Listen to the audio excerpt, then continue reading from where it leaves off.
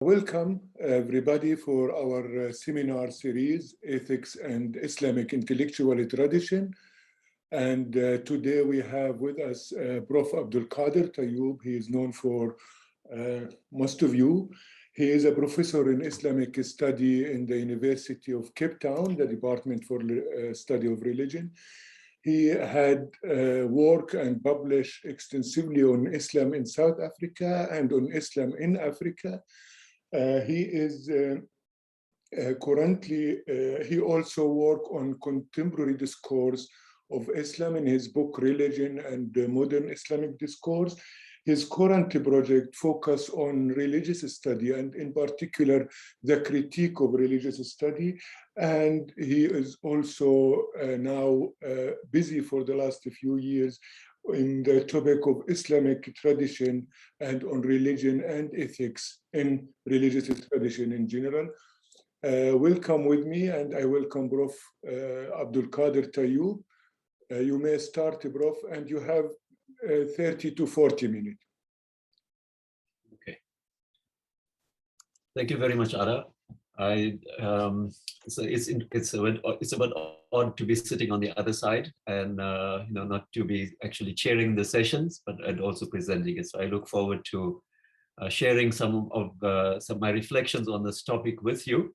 It's a topic that I have been working on for some time. In fact, I have presented it a few places. The topic has slowly grown over time. At the moment, I feel a bit confident about it, and I have presented it. I've sent it for publication. It has not yet been published or has been reviewed. So I look forward to hearing from you. And I thought it was a good opportunity for me to share my ideas, which I think have matured a little bit as such. So the topic actually turns around. Let me see how this thing is working. This particular verse in the Qur'an has occupied my mind for some time. And abuse not those to whom they pray apart from God, or they will abuse God in revenge without knowledge. So we have decked out fear to every nation their deeds. Then to their Lord they shall return, and he will tell them what they have been doing. So I will not recite it in Arabic to give you a flavor of it, but rather just to speak to it in the English as such. But I have to say that this particular verse is probably familiar to many of you, because it is the first part of the verse is often used I heard it often being used by people who say that when Islam or the symbols of Islam, the sacred practices of Islam, like the Prophet or the Qur'an, are abused, then the response from a lot of public intellectuals is that Muslims should not necessarily respond in kind, because the response on the other side will actually be worse. But I have been attracted to the second part, the second statement there, which says, so we have decked out fear to every nation their deeds. And I thought that perhaps this particular statement, does it invite us to reflect more deeply on the kind of ethics, on the kind of ethical value that is being propagated here. So the first part of the verse, we might think of it as a kind of an ethics of, you must do as you do unto you do unto others what you want them to do unto yourself. But this other part actually takes us on another level of ethical reflection and also brings in the important consideration of aesthetics. So we have decked out fear to every nation their deeds. That means what people believe is made beautiful for them. And so the question is, what is the relationship then between, first of all, in this ethical principle and aesthetics and the experience of the world as such? I don't mean to take aesthetics only as beauty as such, but I refer to it as aesthesis in the way that Birgit Meyer has spoken about. She's taken it from Aristotle, who speaks about aesthetics as a kind of aesthesis, the kind of sensory perception of the world or the sensory experience of the world. So this is what I want to bring together. Are we looking at a universal ethic which speaks about the experience of the world, which leads us to a particular belief. And is this what our experience of belief? Do we actually believe through our aesthetic experiences and such? Does this verse refer only to belief, that means iman in Islamic tradition, correct belief, or does it also, from a Muslim perspective, refer to disbelief as such? And then I think the question, sorry for that, the question that is, sorry, my keyboard moved a bit faster than I wanted it to move. Sorry. Just give me a minute because I have to switch off something. I have a neck problem, and so I have something that forces me to stop my screen. Okay, so this particular verse I wanted to say, this basically raises some general questions about ethics on the first hand, is it in general, but also makes the connection between ethics and aesthetics.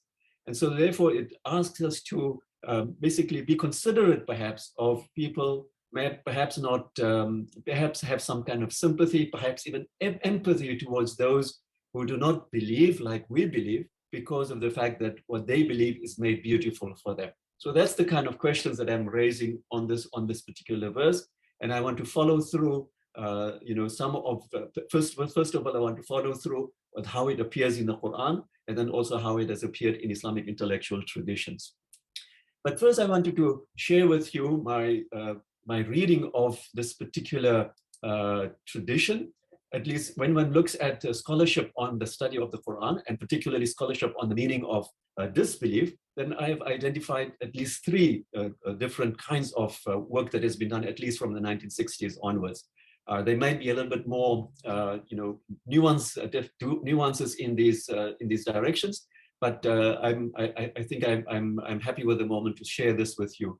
I think the first approach is led by what I would call a semantic structuralist meaning of the Quran, of the meaning of disbelief, and belief as well, but more particularly I'm looking at disbelief, and that is led by Izutsu. His work in the 1950s and the 1960s. He presented an elaborate understanding of the Quran from a structuralist perspective. He argued that both belief and belief are very rich terms. They have a lot of connotations. They don't necessarily stand by themselves. So therefore, belief is also connected to sort of security. It also is also connected to trust, for example. On the other hand, unbelief is connected to ungratefulness. It's also connected to blindness, for example. But these terms are binary terms. They are completely separate. And the Quran has got a rich understanding of this belief and unbelief. But Izutsu doesn't necessarily look at the aesthetic dimension of belief and unbelief as such. I think it's a fundamental, it's a seminal work in the semantic understanding of the Quran. I think another direction has been followed by those who basically follow the historicity of the Quran, and that is to read the Quran in terms of its unfolding historicity, whether it is in the time of the Prophet or maybe even later as such. But I have found Marilyn Waldman's article quite interesting. She basically looks at the meaning of kufr, particularly the meaning of disbelief, and she matches it to the history of the Prophet. She follows the Noldecker-Schwally understanding of the history of the Quran, which divides the meaning of, divides the Meccan period of the Prophet's time into three stages. And she suggests that the first stage of the history of the biography of the Prophet, of the history of the seerah, for example, of the Prophet, kufr had a particular meaning, and then it changed to another one in the second part of the history, and then it changed again. I don't want to go into detail. I have mentioned it in my paper, but at least she basically follows a historical reading of the Quran. The third set of readings have come up more recently in the last 2 or 3 decades. I think I can relate it first of all to Arkoon, who uses the word of semiotics and not semantics. And the word semiotics, in my understanding, refers to an emphasis placed in the interpretation of the Quran, an emphasis placed on the reader. And so semiotic readings, they are interested in the text, but they are more equally interested or even more interested in who is reading the text. So Asma Afsaruddin, for example, her paper on Ummata Wasata, for example, she suggests that one can begin to understand the idea of what is the saved nation. That means who are the believers, sometimes a bit more strictly, more exclusively as Muslims, and sometimes in the earlier period she argues that the Muslim scholars were interpreting this Quranic verse in a much more inclusive way. And she suggests, I think her essay in the 21st century, she suggests that Muslims can actually read a much more inclusivist understanding of Ummah Wasata. Similarly, there are semiotic readings by Abdulaziz Sachedina, by Nur Khalis Majid, as well as Azhar Engineer and others that I've mentioned in my paper. So before I turn to this theoretical, I don't know why I am moved, but this text of mine is moving ahead of me. So sorry for that. So I think these are very valuable ways of understanding, belief and disbelief in the Quran. But what I noticed that I did not find any of them addressing the aesthetic dimension, which I think is very clear in the verse that I cited for you. So I would like to basically bring in this aesthetic dimension and see where it takes us as such. Marilyn Wallman briefly touches on it, but just tangentially, but she doesn't take it up from there as such. So I would like to take this up. My own theoretical frameworks are inspired by two directions. The one is the mediatization of religion. This is a tradition in the study of religion, which can be taken to, which I think can be traced to people like David Morgan, Brigitte Meyer, David Chillister, who have in the last decade or two have been emphasizing the fact that one needs to think about not only about the practices of religion or the beliefs of religion or the values, but we also need to think about the material experience, the sensory experience of religion as well, whether it is to do with things or to do with symbols, but the sensory experience, the aesthesis of religions have been, they argue, have been ignored because previously, and they bring that to the attention. And within that tradition, they speak about that religious traditions have aesthetic styles that should be taken into consideration as such. My second inspiration, my theoretical inspiration, comes from a study of the Quran, particularly in South Asia, South Asia as well as in Egypt, where the emphasis has increasingly been placed on thinking of the Quran as a literature, thinking of the Quran as a discourse that can be studied. So that means that it is not to say that it is not a sacred text as such, but it could be understood that it is open to be understood as a literary document, that it has some kind of a cohesive meaning in it, that one could look at different parts of the Quran and one can perhaps draw some conclusions from it as such. So this argument is developed from earlier approaches to the study of the Quran, but it emphasizes much more the cohesiveness of the Quran. It emphasizes the unity of the Quran so that one can study it as a text. In fact, for example, somebody like Abu Zaid suggests, for example, that one can study the code of the Quran, that the Quran has a linguistic code which can actually be deciphered, which can be looked at. And so one should, more and more Muslims should actually, Muslim scholarship should actually be looking at this code and analyzing as such. So I think of this work partly as a way of turning to the aesthesis of the Quran on the one side, as well as finding the code or finding the meaning of the Quran as far as this aesthetic mediation of disbelief is concerned. So this is where I am coming from.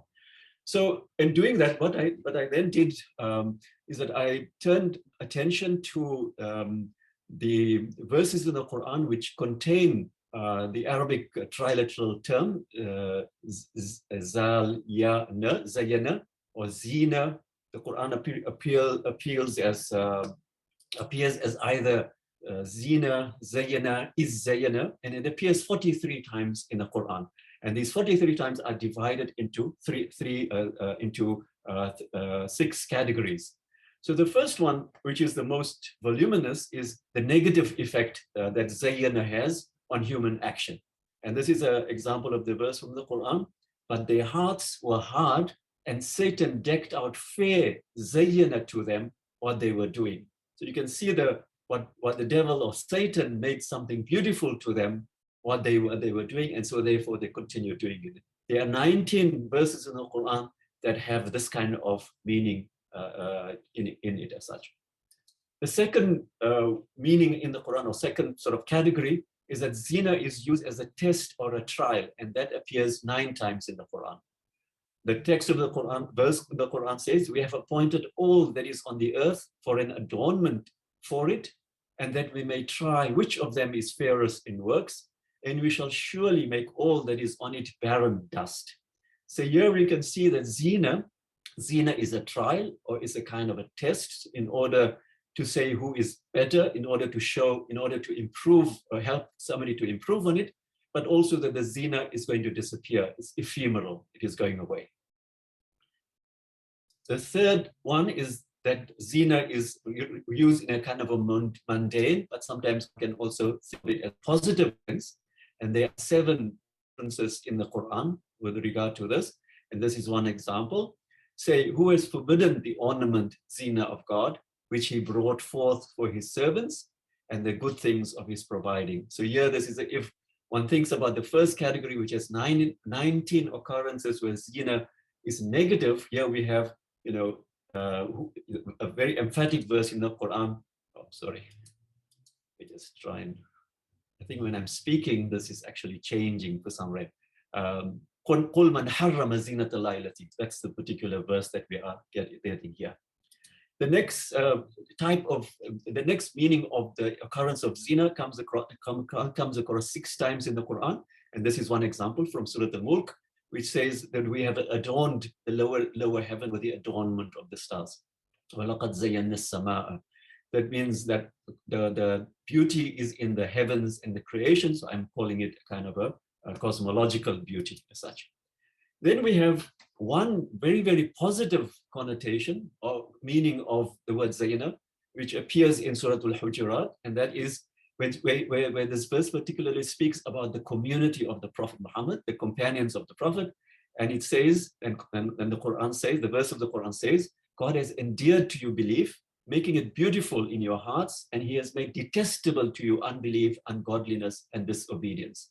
So in this case, it's complete opposite of what we saw in the first category, that here, belief has been made beautiful for you. So therefore, the aesthetic dimension does not only cover, unbelief, but it also covers belief.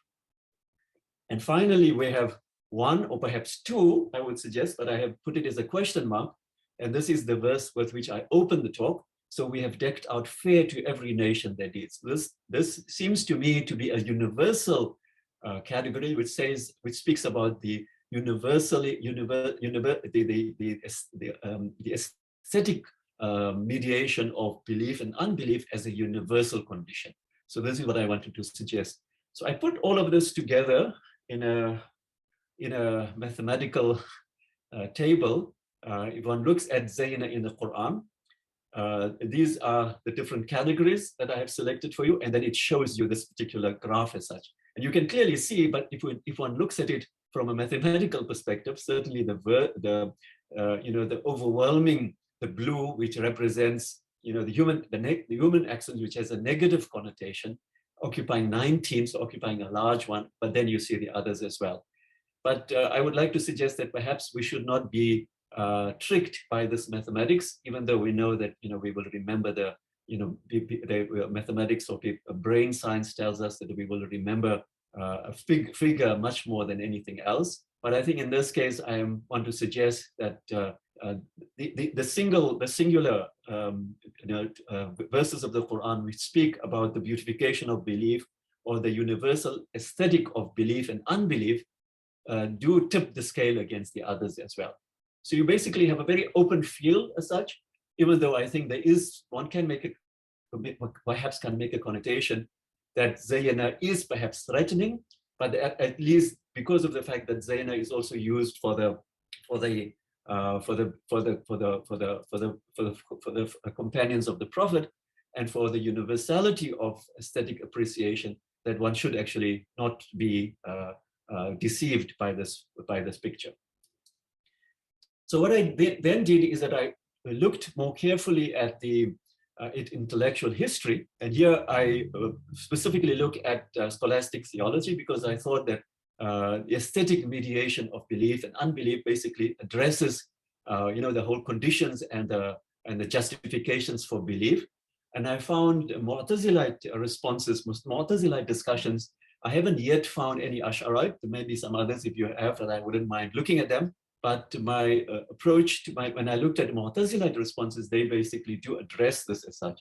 And I found in particular, Qadi Abdul-Jabbar's work, I had Mutashabih al-Qur'an, when I looked at what he does particularly with this general, what I call the universal statement, كَذَلِكَ زَيَّنَّا لِكُلِّ أُمَّةٍ عَمَلَهُمْ, this universal condition of the aesthetics of belief and unbelief.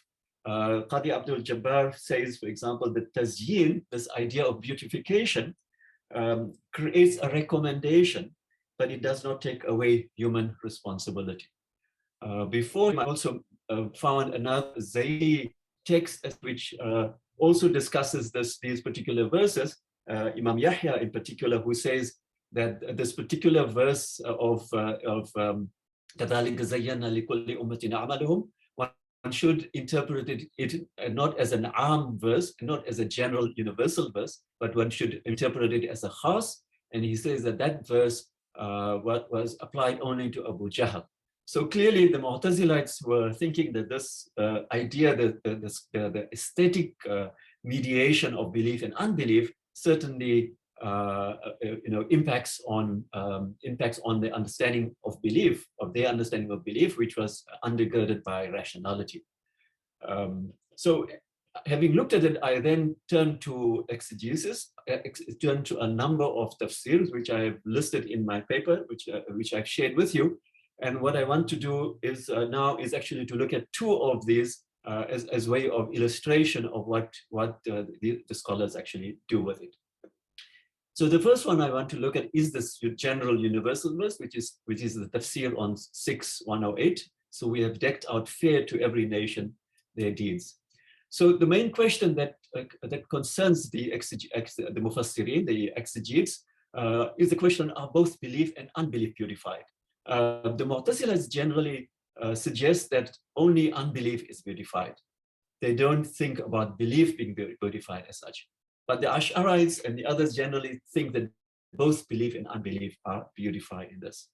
Next, I want to bring to you a very interesting statement by Ibn Ajiba, who's in his tafsir. This is a very interesting comment that he sort of makes in commentary to this particular verse. And he says that the real knower does not neglect any of the creation of God, and does not belittle that which has been determined by God, but grows in ethics, yata'addabu, with everything, from the creation of God in everything. And so the wise seeker creates from the appearance of everything in time, whether it is truthful or not. I think that this is as far as one can get to a very universal statement about the aesthetic experience of the world. And he is suggesting that the aesthesis, if I can use this Aristotelian term, that the sensory perception of the world should lead somebody to become a better person. So here we clearly have the case of the ethical formation of the self through aesthetic experiences as such. So I'm just presenting you a very summary of the discussion of this verse and show you that basically that the scholars of exegesis basically how they basically address this question.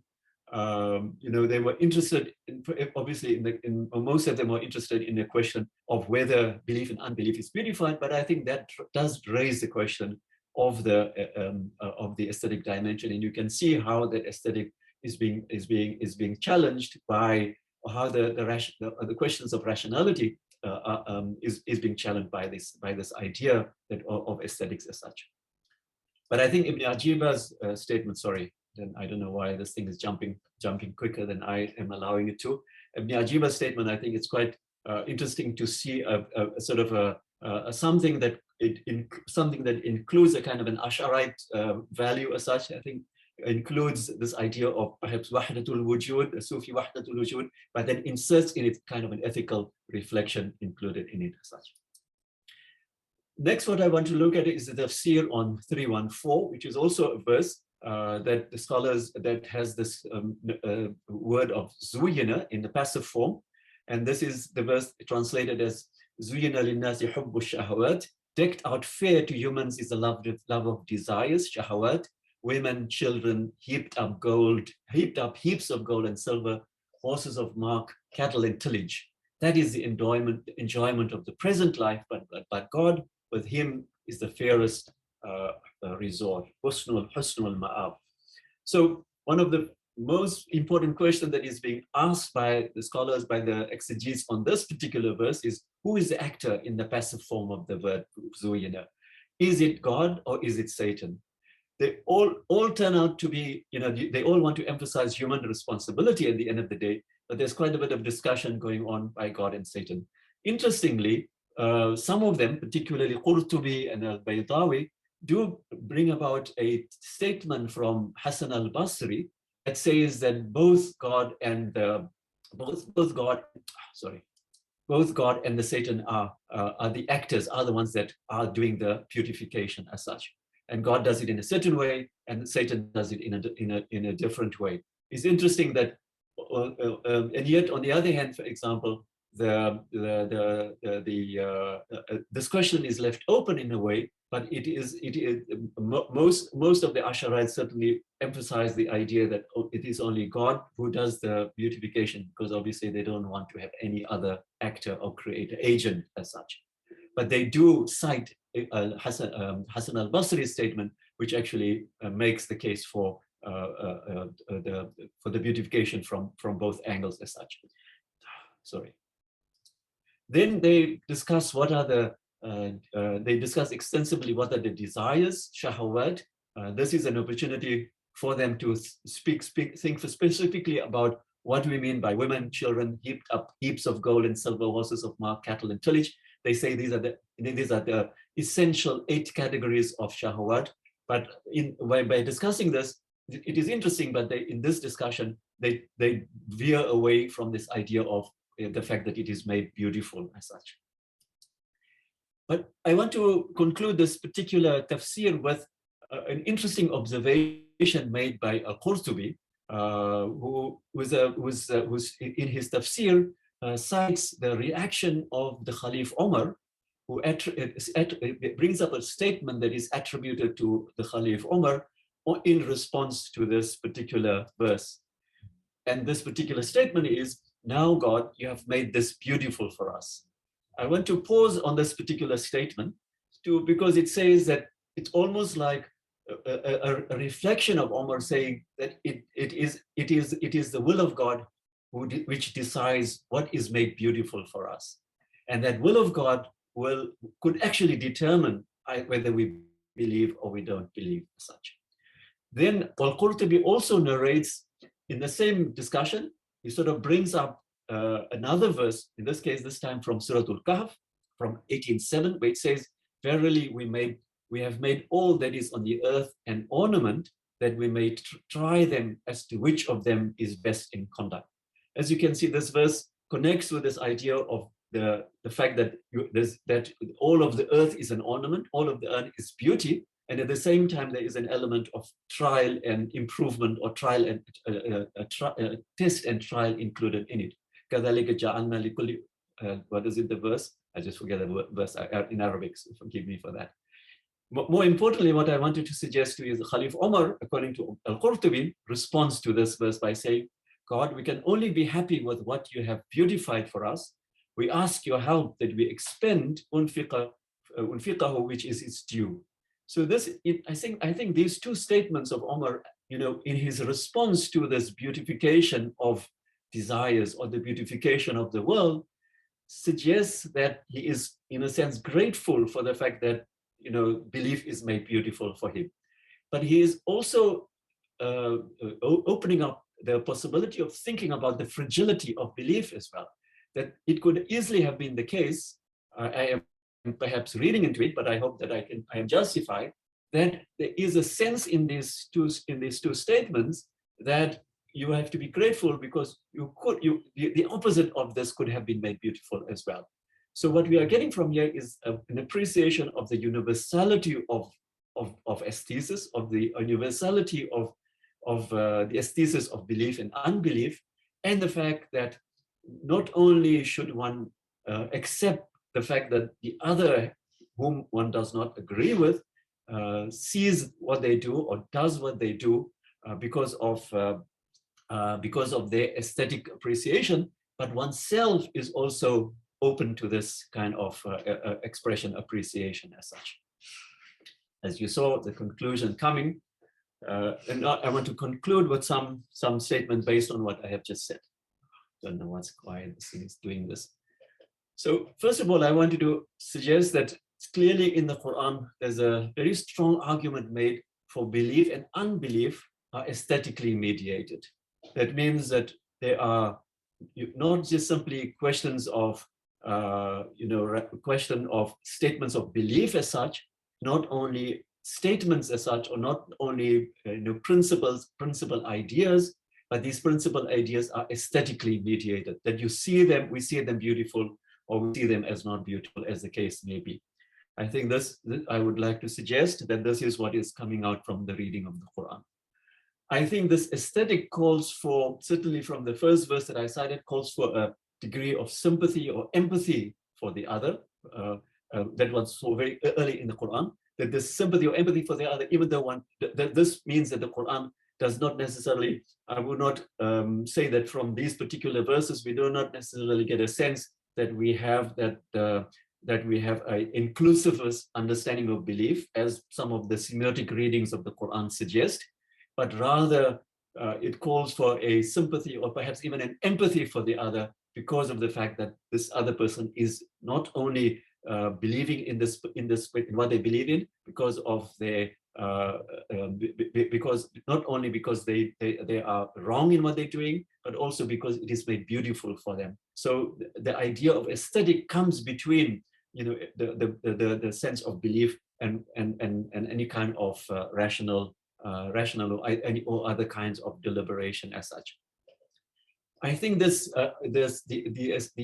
universality of the aesthetic of belief and unbelief introduces some kind of sentiments in one's own belief as such. First of all, a sentiment of gratitude to God because the good has been made beautiful for you, but also a fragility because it could have been something else as well. So it introduces a certain level of perhaps like I said, fragility, but also perhaps a sense of humility about what that sense of belief, what one's belief is as well. And finally, I would like to suggest that what we get in the Quran are complex aesthetic styles. What I think that I do not want to deny that in the Quran one has aesthetic style which point very clearly to belief and unbelief. If one works from this idea, one works from the words like ayah in the Quran, then we know that sort of suggests that belief and unbelief are very clear, because they are clear from the ayah the āyāt, the signs that are in the Quran, the signs that are in history, that are in creation, that are everywhere else. But side by side, in a very subtle way, we're also seeing this aesthetic of unbelief and unbelief, which is opaque, which is not necessarily as clear as the aesthetic of ayah. So therefore, in the study of religion generally, what I get the impression when I read the literature is that the aesthetic styles of the Quran are open for scholars of religion to clearly see what our religions are doing and how they are manifesting belief and unbelief. But when I'm bringing this particular idea in the Quran on the question of zīnah and tazyīn, then I think that it introduces an aesthetic of opaqueness as well in the study of religious traditions. So I would argue that one needs to appreciate not only the aesthetics as a better way of understanding religions, but also open ourselves up to understanding the complexity of aesthetics in a particular religious tradition. I thank you very much for that. Listen to me. Thank you.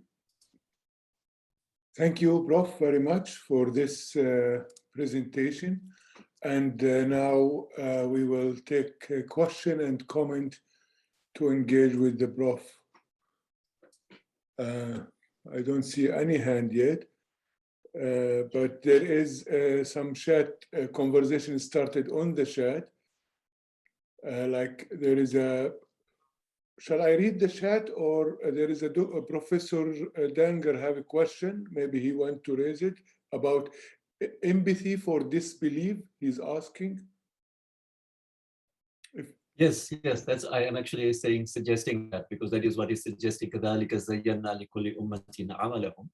So there is, I'm suggesting that the verse in the Quran says that do not, insult others because they will insult you back. But then it follows up with a much more stronger argument by saying that كَذَلِكَ زَيَّنَّا لِكُلِّ أُمَّةٍ عَمَلَهُم. So in a way, beauty has led them to this. So there's a suggestion that they don't necessarily may be responsible for that. So therefore, one has to have empathy and perhaps sympathy. I'm not so sure how it would go, but I'm suggesting this as a possible mean. We have another question by Aslam Fattar, but let us take the question that Aslam and Yasmin we have. You can go ahead, Aslam, please, and next will be Yasmin. Thank you very much, Abdulkader, for a wonderful, insightful paper that has given us pause to reflect over so much. So there's so much I have, to ask, but perhaps let me just start with one question. You raised the question in the paper about whether belief and unbelief are both beautified, and you give us some details on, the scholarly views on this. But I think, to my mind, a more important question, which you also allude to, but you don't really go into detail discussing in the paper, is who is doing the beautifying? So, tazyīn, who is doing the tazyīn? I had a look at the largest category, the negative, and you quote some 19 some odd verses there, and by just looking at these verses, it comes down to either God, Allah subhanahu wa ta'ala, or Satan, or sometimes it is ambiguous when it's in the passive form of zīnah.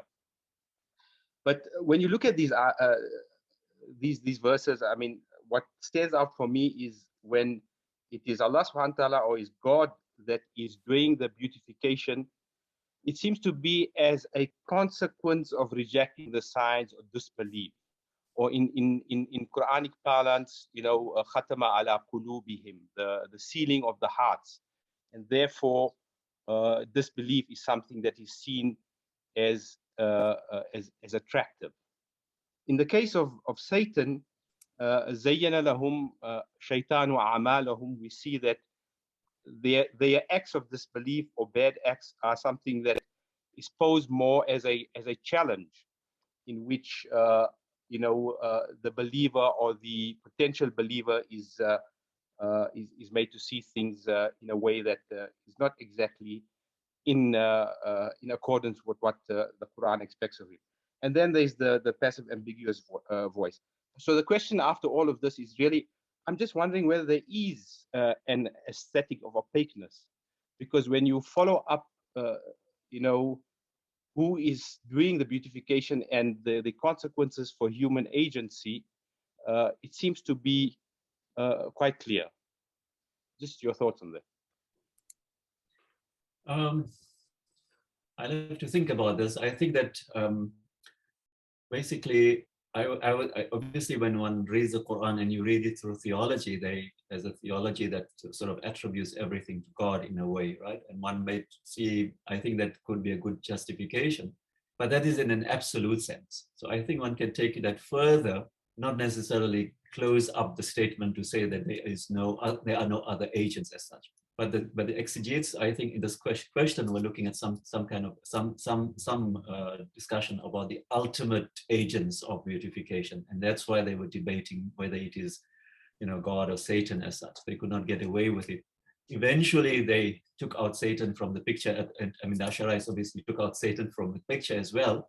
But I feel that this particular complexity, or at least this particular discussion, we did not, get bogged down in that, as I think some of the exegesis also did not do.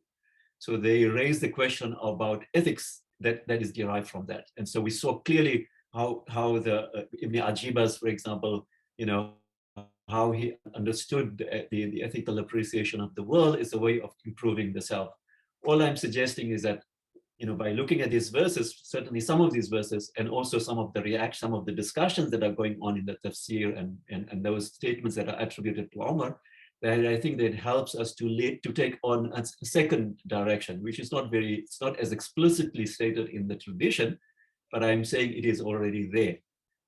It is just there sort of to be picked up, and that's what I'm trying to do. I don't know whether you think I'm justified into it, but I'm sort of putting my limb out and saying that I think that because of the fact that morality is aesthetically mediated, that means that we have to be careful we have to have a certain kind of an appreciation of what somebody else does. Now, I know once when I presented this, somebody told me, oh, will you agree with Trump, with whatever he does, President Trump? So I told him, I said, yeah, I was not thinking about that, but maybe you have to pause to look at the person that you're in most disagreement with. And I think that pause such is an ethical step that you have to take. Thank you, Prof. We have a question from Yasmin. Amin, please. Thank you very much for a very rich and thought-provoking presentation. And I am grappling with the difference between zīnah and zayyana and jamal, because you have the hadith, Allahu jameel yuhibb al-jamal, and zīnah is a part of jamal, but jamal is given and it's there, and zīnah can be artificial because zuyyina, and it can be added. It's not necessarily the real thing. So that's my question. What do you think about that? Thank you very much for that. Yes, I think that's a good question, because I think that we need to look at other terms as well, just as you suggested. And I think Aslam was also saying, Khatam Allahu ala qulubihim.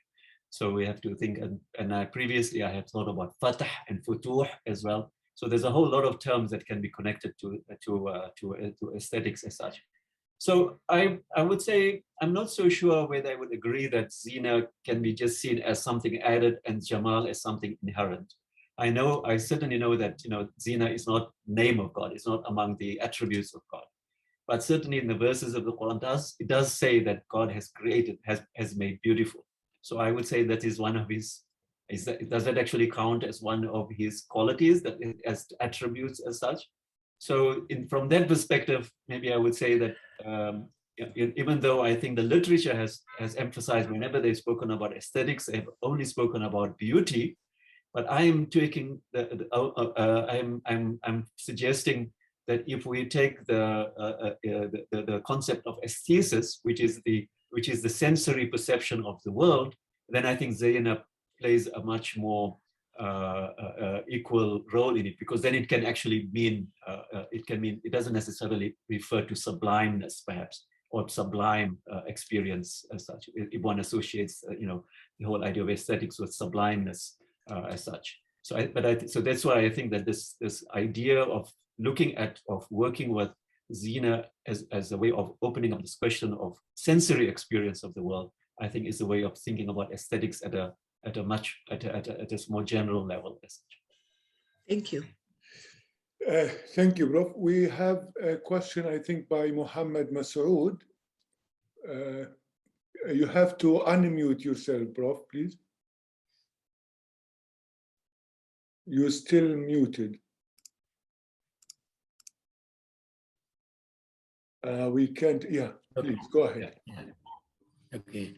Thank you for this very wonderful and very subtle discussion of zīnah. Two things that I want to add for your consideration.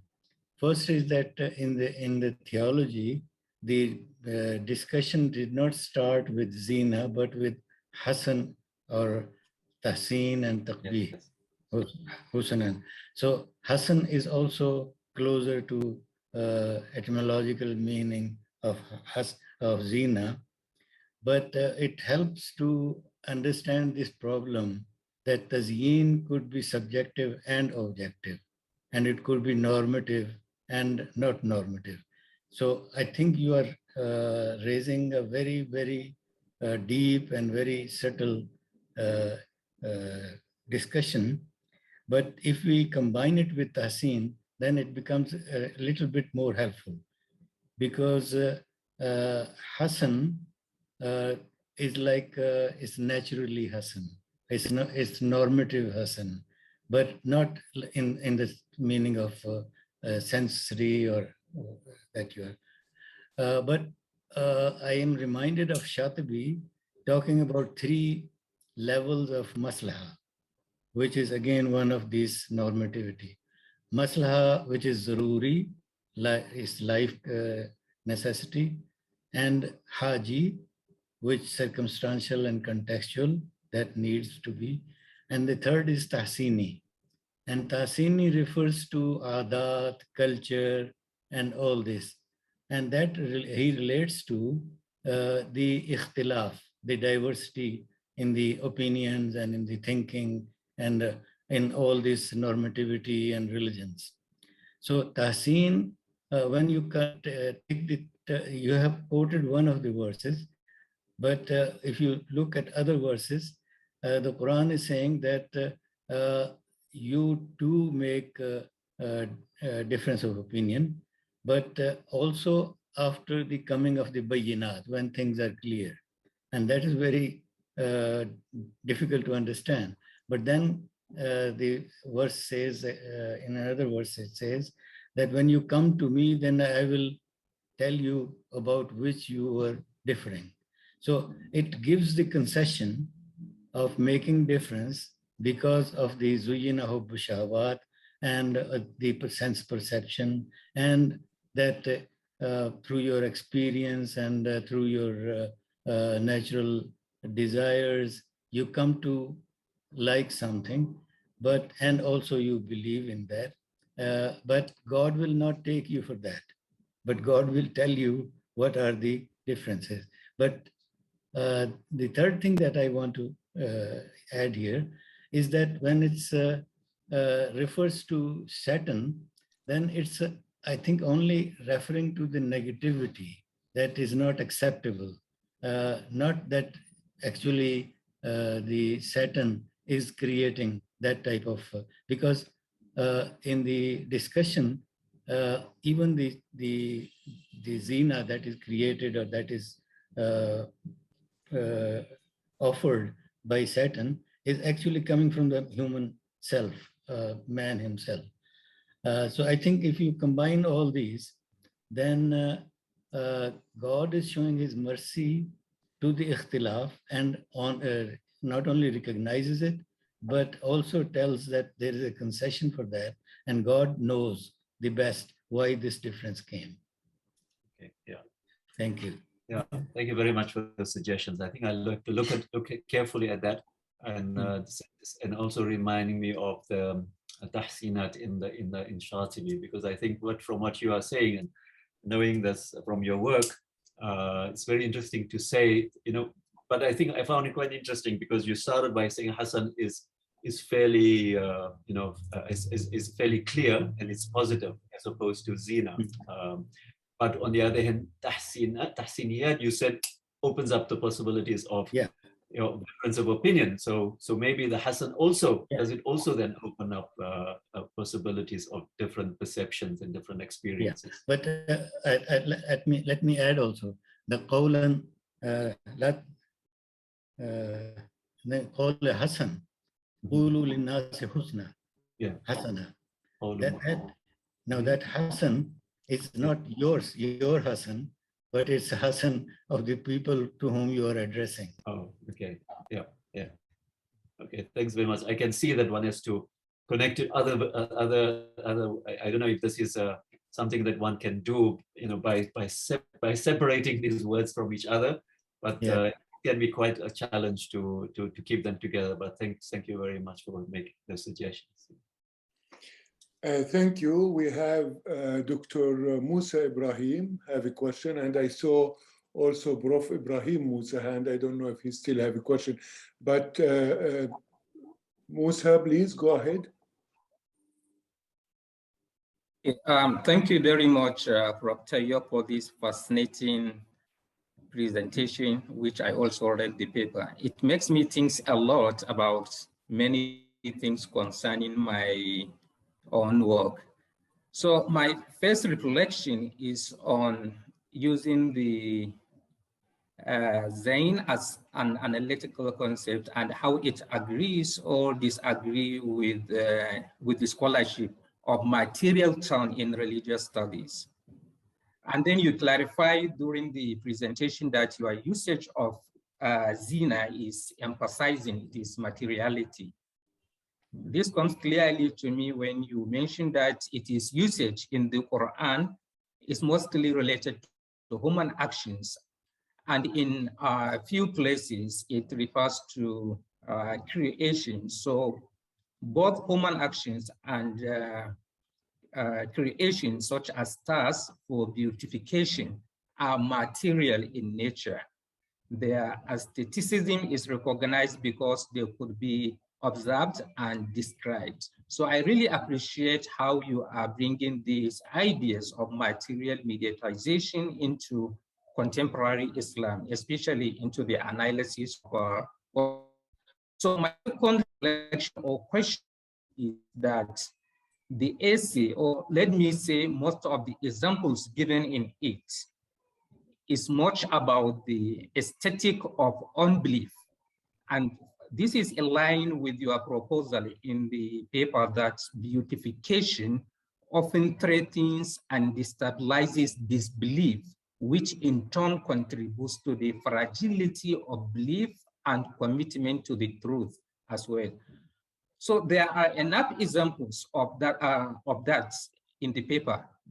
But if I put this same statement in the other way around, for instance, to say that beautification threatens and destabilizes belief, in which in turn contributes to the fragility of unbelief and commitment to the truth, I struggle to find some examples that illustrate that.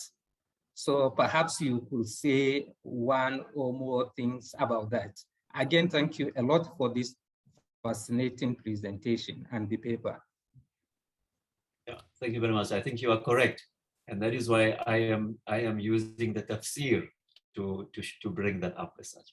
So in order to show the implications, I'm using the tafsir particularly of Qurtubi, who is, and also Ibn Ajiba. But Qurtubi is, when I read Qurtubi many years, a long time on this particular verse, that struck me as his, obviously he's attributing it to Khalif Umar, but he opens up the spaces for me.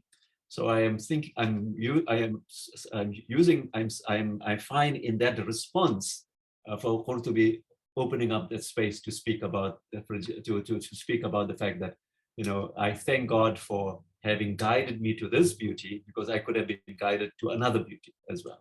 So that is why I'm saying this. I'm not saying this. I'm not showing this in the Quran, but I'm showing it in the understanding of the Quran, in the appreciation of the Quran. And I think that it makes a lot of sense to it. For me, I think that it shows you the potential of the ethical ethical reflection on the Quran in this way. That one should not only read the Quran, and obviously, but you also have to take into consideration the history of interpretation and how people have reflected on the Quran, because that is where I think the sources of ethics lie.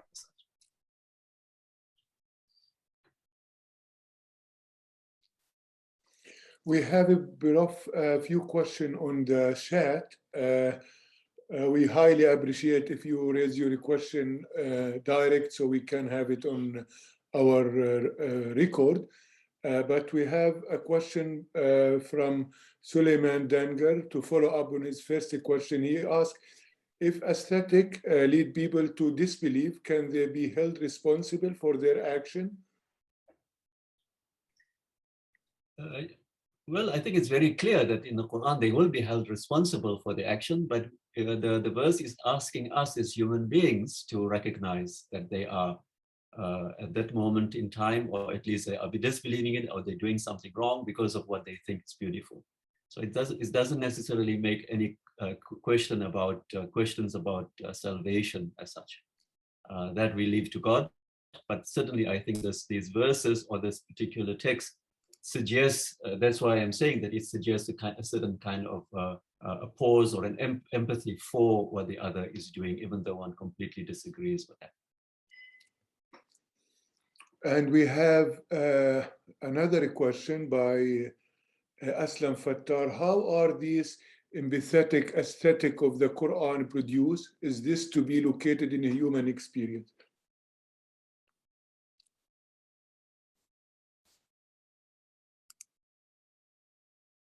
Yes, I think it is the Quran, as far as zīnah is concerned, whatever the source is, the agent is, because the theologians, because they discuss this, because they can't constantly discuss who is the agent, who is not the agent as such. But I'm looking at it from the other side. Zīnah is an experience of the human, and I think this is where to answer your question, it is. I'm looking at zīnah as something that humans experience, their particular human experience of beauty, human experience of the world, like we saw in Ibn Ajiba. So it is a aesthesis. That is the word that I think makes a lot, captures the sensory experiences of the world. So it is actually the human experience that we are talking about that leads to this or that. Or that you can see or you apprehend somebody else's experience as such, and it appears to you to be wrong, or it appears to you to be good, but you have to recognize that this is their aesthetic experience, or this is their aesthetic judgment as well, based on their experience, because their belief is an aesthetic. Is their belief, for example, or their moral action emerges from their aesthetic experience. I think this is what the verse of the Quran is saying. We have a long question from Sergio. I wonder if you can see it on the chat, and he asked. Yes, I can see it. I can see it. Yeah. If there are other questions, then I'm nice to hear somebody else, but otherwise I can. Yeah. We have a question from Leo.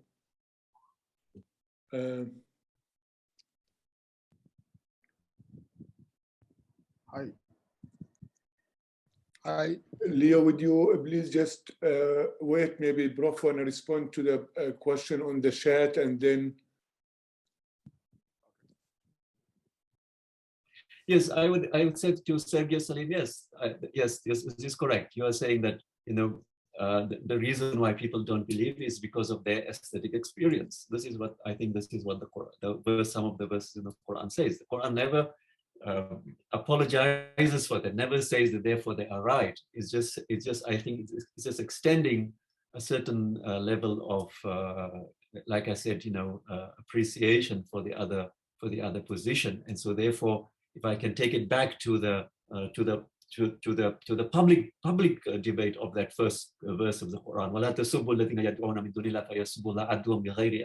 do not insult others because they insult you back. So that shows us we are back into the public space, and so therefore I think it's legitimate to begin to raise the question that in the public sphere you have to take into consideration, at least at that level, to say that you are believing because of this appears beautiful for you.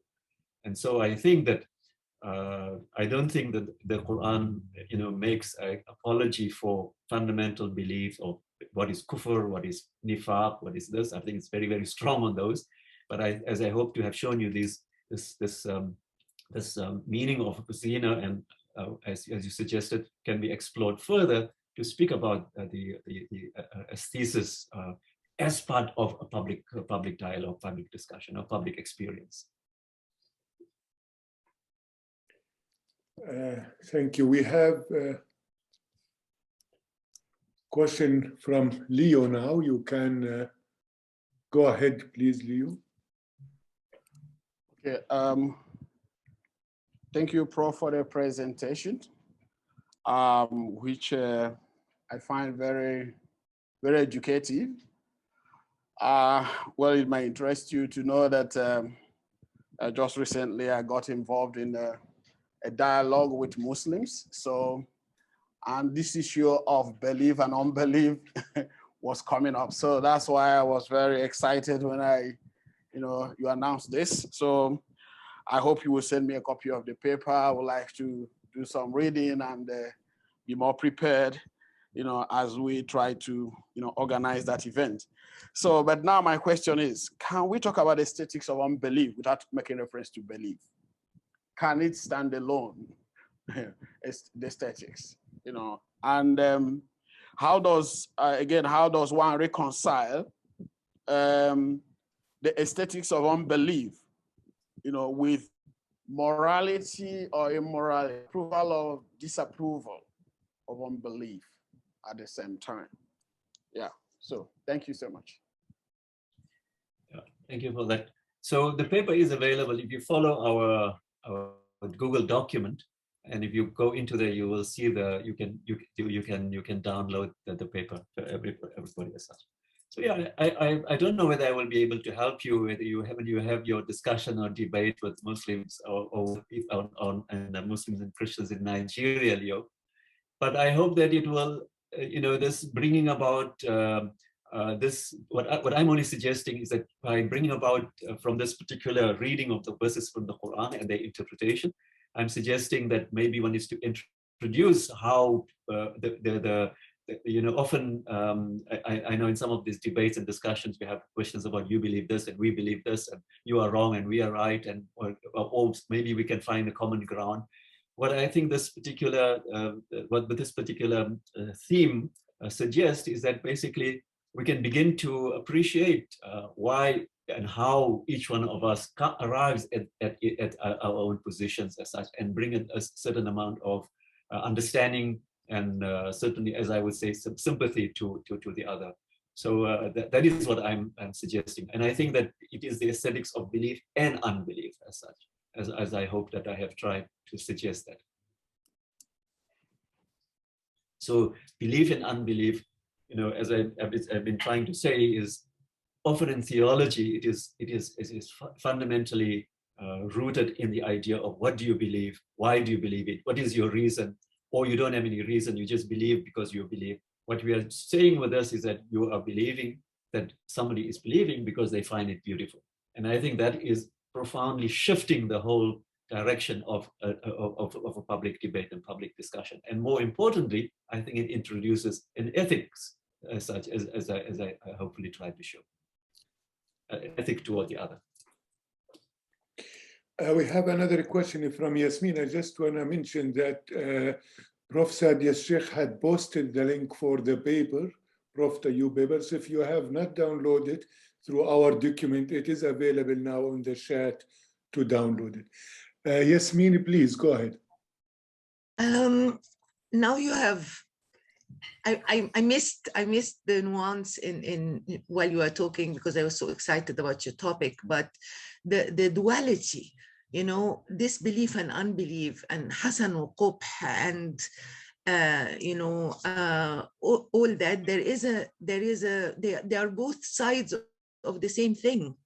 So it's not really far-fetched to have them both when you are discussing it, because they are the other end, the extreme, if you like. Or am I completely off base here?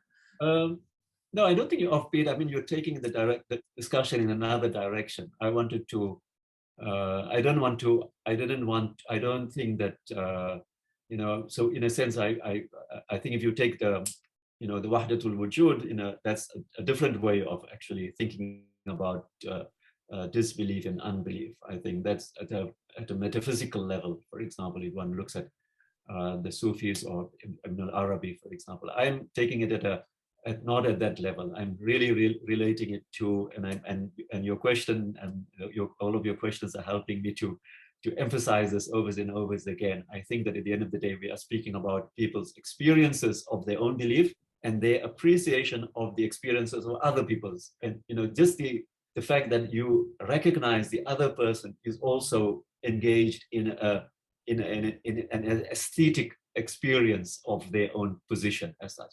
That you can then, the next step, you might actually say, no, I disagree with you. But I think the first step is that you have to say, no, I can see why you are doing this. And I think therefore it opens up a space for, obviously, for discussion and for some kind of, I think one can develop that more further in the way that you are suggesting it, but I'm just opening the door here on this level, on a much more basic level, I think. No, I can see what you mean, but I meant because, someone can come and say, how can you find disbelief beautiful? That was why I went into that direction. Yeah, but I think that is exactly what the verse in the Qur'an says, right? Yeah. So I think that's a challenge that we have to accept. Thanks for asking it in that way. Thank you. That really puts the finger on the pulse, really, to say that it's difficult to do that, but you are asked to do that. So I think this is what I think is the crux of it. We have a question from Aslam and from Sadia, Sheikh Prof. Sadia. If we may take Prof. Sadia, Sheikh, first, because that will be the second round for Aslam. If you allow me, Aslam, please. Go ahead, Prof. Sadia, and then Aslam, please. Thank you, Abdulkader. That was a wonderful paper. So I just want to follow up on Yasmin's point now, and I think what you're suggesting in a very subtle manner, I mean, I love the subtlety of the argument, so thank you for that. But you're saying, and I'm hearing you say that what it opens up is an ethics of empathy and an ethics of understanding why why a belief system or unbelief can be attractive. And so it opens up an ethics of engagement, but simultaneously it maintains a further ethic of what's guidance and misguidance, right? And so I'm interested in how you're going to bridge those registers between an openness, an ethics of openness for recognition and for appreciation of an other, and yet the defining criterion, the ethical criterion of how you maintain guidance versus misguidance, or the discernment of truth. So I guess the tension of opening up multiple perspectives, that a wahdatul wujud perspective allows you to see the gods of many beliefs, and that all of us, the creation of a God of belief, in some sense, if you want to bring Ibn Arabi into this conversation. But then how do you then distill those registers, those different ethical registers? So I wouldn't say that this is the way to do it. I would say this is the one eye of Ibn Arabi, not the other eye. Okay. So it's not, I don't want to claim that this is that. I wouldn't be able to do that. And I wouldn't, I'm just saying that at the end of the day, when I'm looking at the verses of the Quran, and particularly in this sense, I think that it allows this kind of openness, even on very strong positions that you are different and you don't want to accept the other person. So it doesn't necessarily, so that's why I think it opens that from that. It's not a wahdatul wujud position. So I think that you would need two eyes, but at least one eye is good enough for me for now. For now, alhamdulillah. Thank you. Aslam, please. And we have a question from Andrea on the chat, which I will read after Aslam's question. Please, Aslam.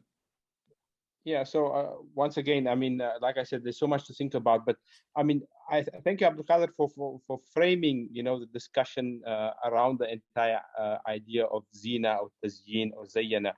And I'm thinking, perhaps, especially this verse that you introduce your paper with in 6108, it seems that the call really seems to be to some kind of a suspension of judgment, and that this is ultimately a divine prerogative, because when you finish the verse, it takes us then into the realm of the hereafter. ثُمَّ إِلَى رَبِّهِمْ مَرْجِعُهُمْ فَيُنَبِّئُهُمْ بِمَا كَانُوا يَعْمَلُونَ. And our return ultimately of all created beings is to their Lord. And that is when, the truth of their faith is revealed. So, yeah, I'm wondering whether, is it so much about showing empathy for disbelief or more for, a call to a suspension of judgment? I actually think it's not a suspension of judgment. You can still believe that it's disbelief as far as you are concerned. It's just that you have to accept that because it is an aesthetic experience, you have to have some sympathy for it.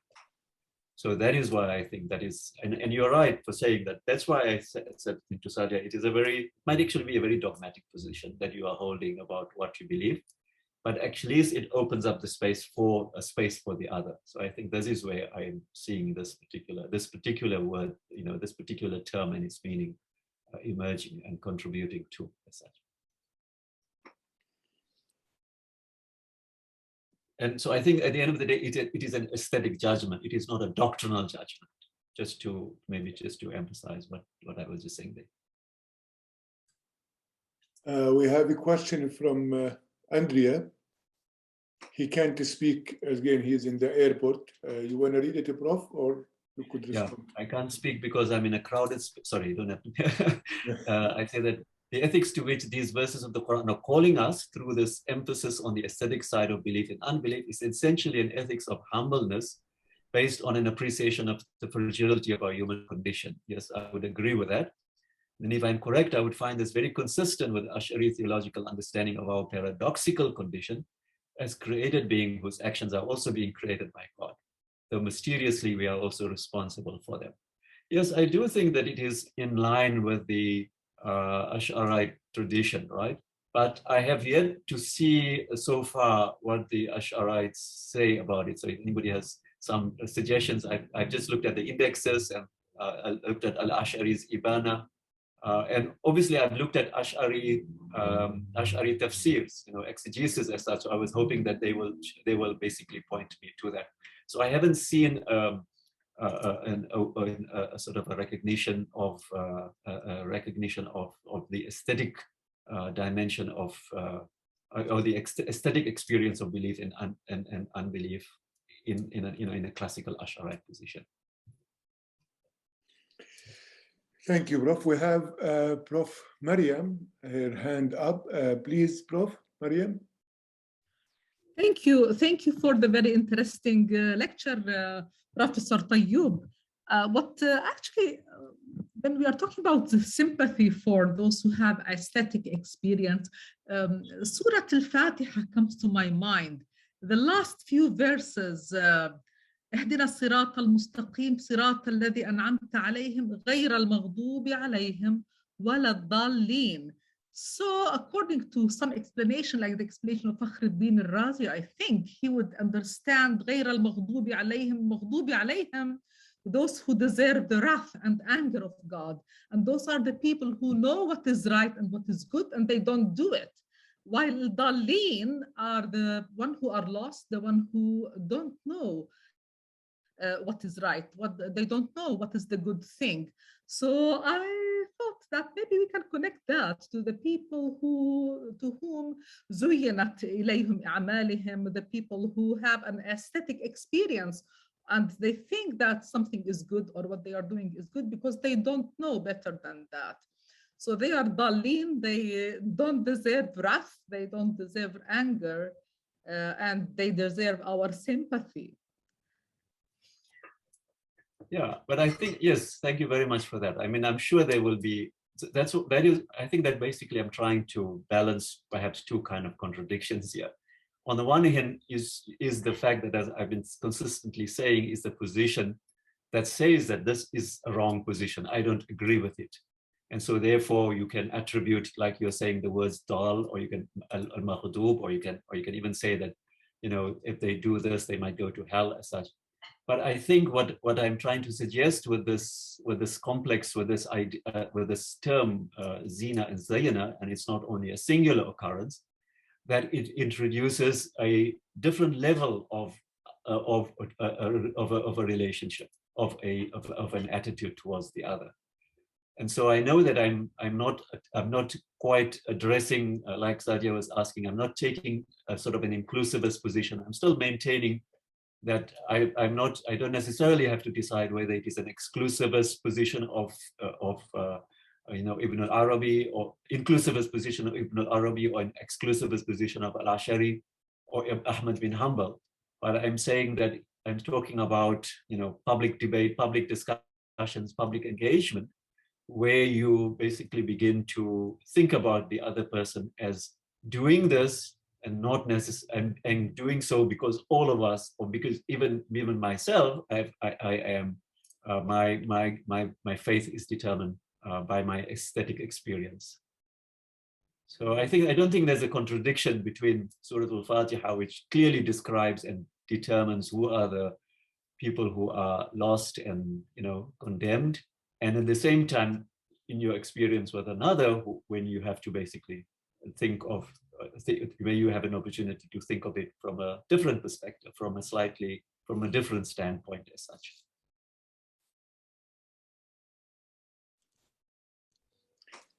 Thank you. Any other question, or maybe any other final question, because we're coming to almost 6:30 now, and this is our time. If there is no other question, maybe we just allow the Prof for a brief remark, or I hear somebody want to ask. Sorry, Allah, can I ask something? Yes, please. Sorry, I did not see your hand up. Go ahead, bro. Okay.